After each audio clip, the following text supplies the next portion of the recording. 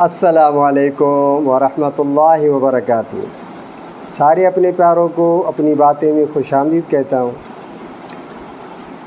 آج الحمدللہ رب العالمین میں آپ کو حکمت کی تھوڑی باتیں بتاؤں گا۔ حکمت کی انشاءاللہ ضرور فائدہ ہوگا۔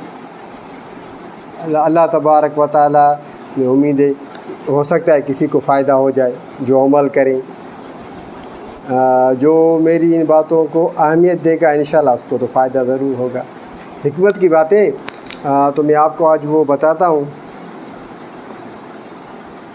جن بھی حضرات کو شوگر کی تکلیف ہے، بلڈ پریشر کی تکلیف ہے، یا گیس کی تکلیف ہے یعنی معدے کی تکلیف ہے، مرد ہیں یا عورتیں ہیں، تو آج آپ کو تو پتہ ہے تو سب سے پہلے کہ ہمارے پہلے جو گھر ہوتے تھے ماشاءاللہ بنے ہوئے، ماشاءاللہ کھلے ہوئے، آب و ہوا میں آتی تھی، بہت اچھی تھی، اور باتھ روم وغیرہ وہ کھلے ہوئے ہوتے تھے، اور درخت زیادہ ہوتے تھے۔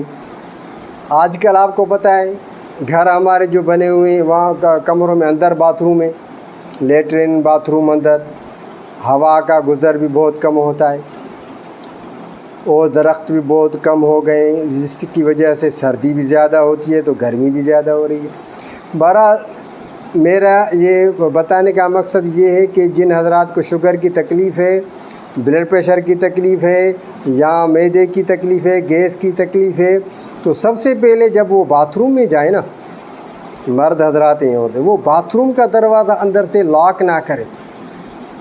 اگر آپ کا کمرہ جدا ہے تو آپ کو تو باتھ روم کا دروازہ بند ہی نہ کریں تو اچھا ہے۔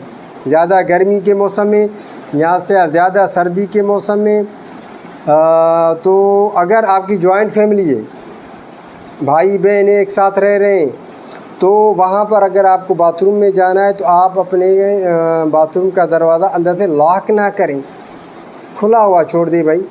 اندر سے یا تو باٹلی وغیرہ رکھ لیں دروازے کے، یا اینٹ وغیرہ ہو وہ رکھ لیں، بس اندر سے لاک نہ کریں۔ کوئی بھی پرابلم ہو، کوئی مسئلہ ہو تو کسی کو بھائی تکلیف تو نہ ہو، پریشانی تو نہ ہو۔ اکثر مسائل دیکھے گئے ہیں کہ دروازے کو توڑنا پڑتا ہے، بھائی اندر باتھ روم بند ہو گیا، اللہ معاف کرے، اللہ تعالیٰ ہم سب کو اپنی حفظ و امان میں رکھے، عافیت میں رکھے، عافیت والا معاملہ فرمائے۔ میں آپ کو یہ پکی بات بتاتا ہوں۔ ایک گھر میں بیٹھے ہوئے تھے، بڑا بزرگ باتھ روم میں گیا، اندر دروازہ اس کا لاک ہو گیا اور وہ کھل نہیں رہا تھا، اندر سے چیخ رہا تھا، او ماں دروازہ کھولو، او ماں دروازہ کھولو، بہت بیچارہ۔ تو بھائی یہ احتیاط کرنی چاہیے۔ اللہ تعالیٰ ہم سب کو اپنی عافیت میں رکھے، عافیت والا احتیاط ضروری ہے۔ اور دوسری بات یہ میں آپ کو بتا رہا ہوں کہ جب بھی آپ نہانے جائیں، جس کو شوگر ہے، بلڈ پریشر ہے، معدے کی تکلیف ہے، گیس کی تکلیف ہے، نہانے جا رہا ہے، زیادہ سردی کا موسم ہے، زیادہ گرمی کا موسم ہے، تو سب سے پہلے آپ اندر نہانے کے جائیں نا، دعاؤں کا اہتمام تو کرنا ہی کرنا ہے، دعائیں ضرور پڑھیں، اور اس کے بعد سب سے پہلے وضو کرنا چاہیے۔ تو وضو کریں، جو نماز کے لیے وضو کیا جائے نا وہ وضو کریں، اور پورا وضو جو نماز میں کیا جاتا ہے بسم اللہ پڑھ کر پورا وضو کر لیں۔ اس کے بعد پانی سر پر نہ ڈالیں، سب سے پہلے پانی سر پر، شاور کے نیچے تو نہ ہی مت، اور پانی سر پر نہ ڈالیں۔ زیادہ گرمی ہے یا زیادہ سردی ہے، جن کو شوگر کی تکلیف ہے، بلڈ پریشر ہے، معدے کی تکلیف ہے، گیس کی تکلیف ہے، ان کے لیے کہہ رہا ہوں، مردیں یا عورتیں عمل کیجیے گا، انشاءاللہ آپ کو فائدہ ہوگا۔ آپ نہانے سے پہلے آدھا گلاس پانی کا پی لیں، نہانے سے پہلے جب آپ نہانے جا رہے ہیں نا تو آپ آدھا گلاس پانی کا پی لیں، اور نہانے کے بعد بھی آدھا گلاس پانی کا ضرور پئیں، آدھا گلاس۔ سردی ہے تو نیم گرم پانی ہو، اور گرمی ہے تو تھوڑا ٹھنڈا ہو، زیادہ ٹھنڈا ہو۔